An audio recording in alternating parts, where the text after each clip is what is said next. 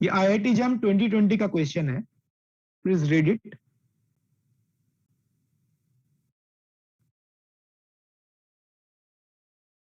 देखने में काफी अजीब सा क्वेश्चन लग रहा है, बट उतना अजीब क्वेश्चन भी है नहीं। Read the question carefully.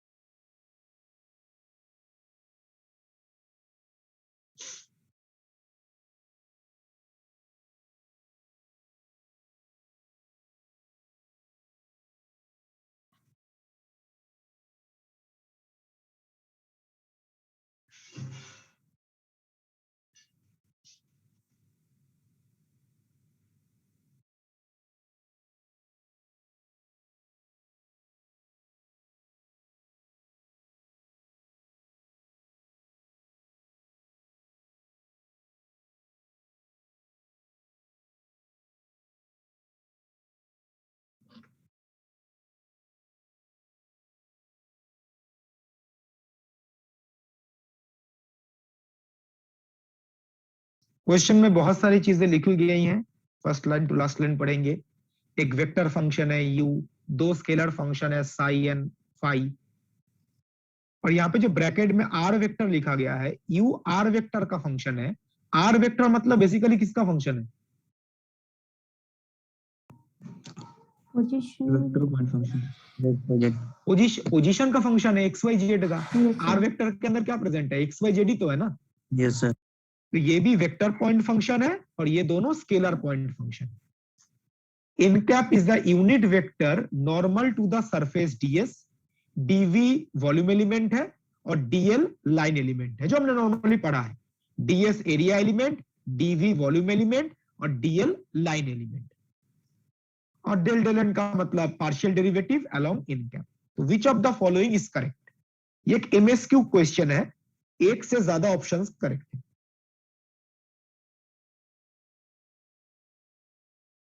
अगर आप ऑप्शन को एक बार रीड करते हैं, दो ऑप्शन तो देख के टिक कर देंगे। So first one is correct. B number होगा।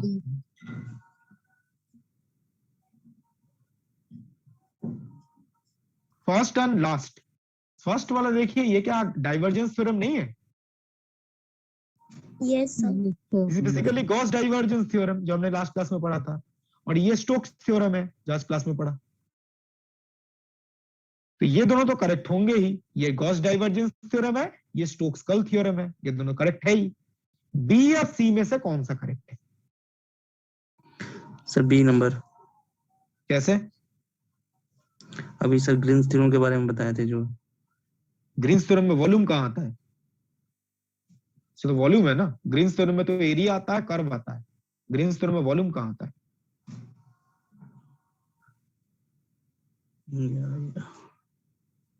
ये जो बी एंड सी है, ये गॉस डाइवर्जेंस थ्योरम से ही आएगा। जैसे गॉस डाइवर्जेंस थ्योरम में एक तरफ एरिया होता है, दूसरी तरफ वॉल्यूम होता है। यहां पे भी देखो, बी और सी ऑप्शन में एक तरफ वॉल्यूम है, दूसरी तरफ सरफेस है। तो ये पार्ट गॉस डाइवर्जेंस थ्योरम से ही आएगा, कर्ल थ्योरम से नहीं आ सकता। बस कर्ल में वॉल्यूम की बात थोड़ी ना करते हैं हम। कर्ल में किसकी बात करते हैं? Line element and area element. ठीक है, तो ये फॉर्मेट डाइवर्जेंस थ्योरम से ही आ सकता है। अब आप यहां पर थोड़ा कंपेयर करो। डाइवर्जेंस थ्योरम में लेफ्ट हैंड साइड में ऐसा होता है और यहां पर ऐसा है। तो कंपेयर करके बताइए, यू वेक्टर जो यहां पे है, यू के बदले यहां पे क्या है? तो सोचिए। मैं बी ऑप्शन की बात कर रहा हूं।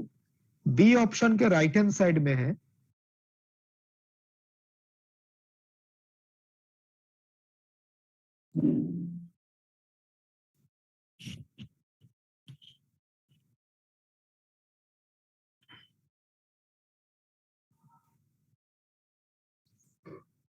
U is function of psi and phi. Five Sai उसके फॉर्म में आएगा, बट एग्जैक्ट फॉर्म क्या बनेगा यू वेक्टर, वो मेरा क्वेश्चन। तो साई और फाई तो स्केलर है ना, वेक्टर से कैसे रिलेट कर सकते हैं उसको। अब आप यहाँ पे नोटिस करो क्वेश्चन में ये जो डेल डेल एन लिखा गया है, ये क्या रिप्रेजेंट करता है, partial derivative along n cap, और इन कैप है क्या, unit vector normal to the surface. हमने जो भी पढ़ा है कहीं पे ऐसे डेल डेल एन टर्म दिखा था, याद है ऐसा term, del del n n होता है नॉर्मल टू द सरफेस।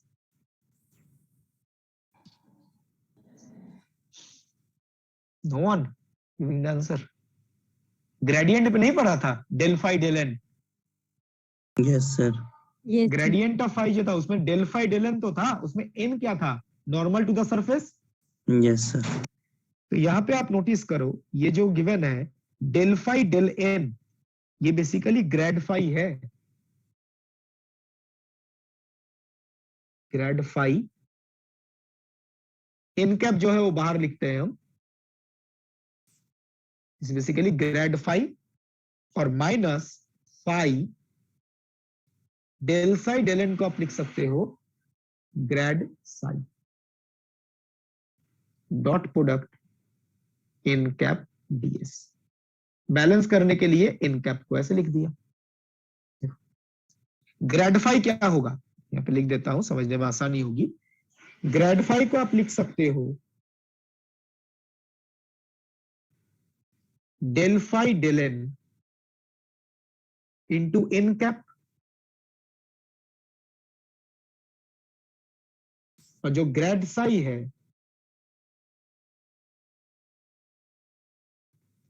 इसको लिख सकते हैं del psi del n n cap.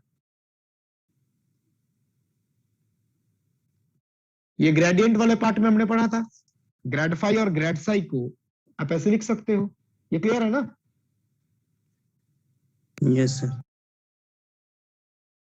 तो अब देखिए इन दोनों एक्सप्रेशन को अगर आप यूज करते हो, यहां पर ग्रेड फाई के बदले ये रिप्लेस करो, ग्रेड साई के बदले ये रिप्लेस करो, जब आप डॉट प्रोडक्ट करेंगे n cap dot n cap 1, n cap dot n cap 1, यही एक्सप्रेशन तो आ जाएगा। अगर आप ग्रेड फाई और ग्रेड साई के बदले ये रिप्लेस करते हो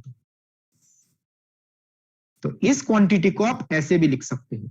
और अब देखो this quantity is similar to this quantity, u dot n cap ds। यहां पे u के बदले क्या है, this is u,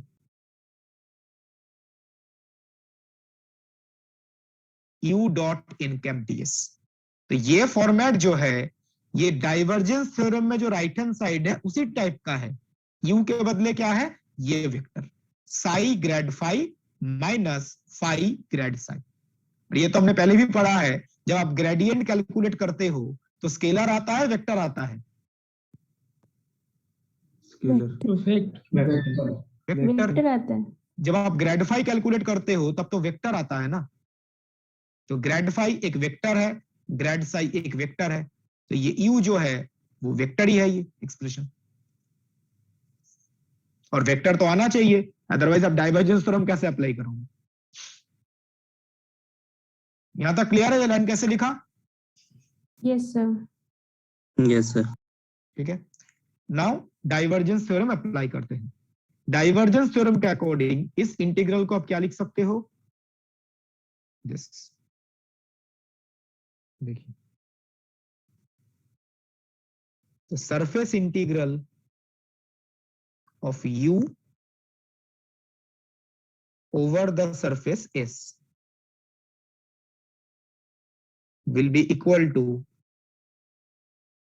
volume integral of divergence of u। अब पिछले स्लाइड में जो u बताया गया उसको यहां पे रिप्लेस कीजिए, तो volume integral of divergence of u, u है psi grad phi minus phi grad psi. Grad Sai.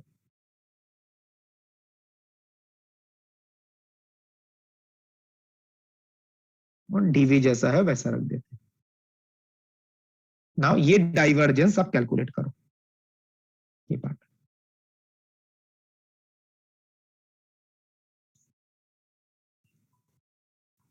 अब देखो ये डाइवर्जेंस जब आप कैलकुलेट करोगे, डाइवर्जेंस ऑफ, ये स्केलर है, ये वेक्टर है, स्केलर स्केलर, और ये grad phi vector. Vector. Vector. हमने एक आइडेंटिटी नहीं पढ़ा था, divergence of scalar into vector, yes sir.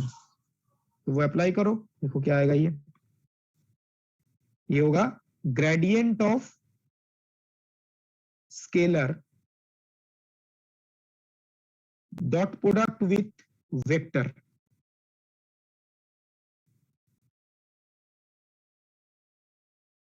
Minus scalar divergence of vector.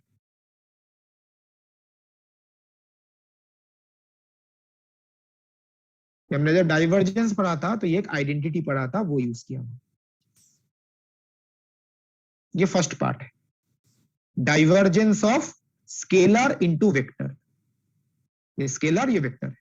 Similarly इस पार्ट में भी देखो, फाई स्केलर है, ग्रेड साई वेक्टर है, तो divergence of scalar into vector.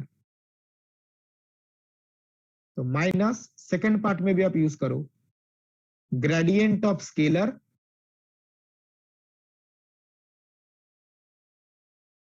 Dot product with vector minus scalar divergence of vector.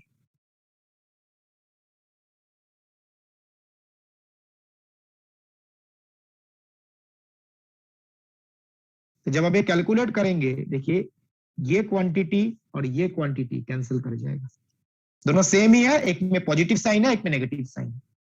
ये और ये टर्म कैंसिल करेगा, बाकी ये दो टर्म बचेंगे। तो यहां पे आप बताइए, डेल डॉट ग्रेड फाई, इसको क्या लिख सकते हो? Del square phi. Del square phi Laplacian, और यहां पर भी डेल डॉट ग्रेड साई, इसको आप लिख सकते हो del square psi Laplacian of psi. ये आ जाएगा, this is equal to volume integral of, दो क्वांटिटीज आएंगी, एक आएगा phi into Laplacian of psi minus psi into Laplacian of phi dv. कौन सा ऑप्शन में है ये? Second option.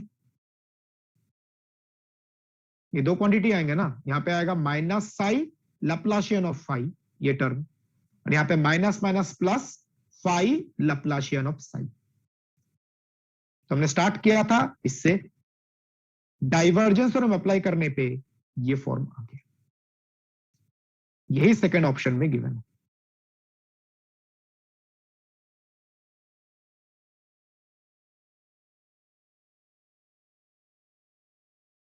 इसी स्टेप में कोई डाउट है तो प्लीज आस्क। इसमें दो ऑप्शन काफी आसानी से टिक कर सकते हैं, जो तीसरा ऑप्शन है बी या सी में से कौन सा करेक्ट होगा, उसमें थोड़ा सा ये वेक्टर को आइडेंटिफाई करके डाइवर्जेंस थ्योरम अप्लाई करना होगा।